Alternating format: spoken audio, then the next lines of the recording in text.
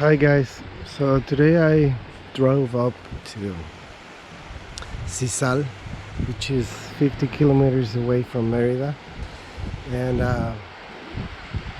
this is how it looks. It's a really nice beach, and there's supposed to be flamingos nearby, so I'm gonna go ahead and take some shots here,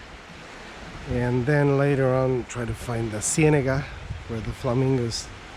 are supposed to be found, and catch up with you guys later.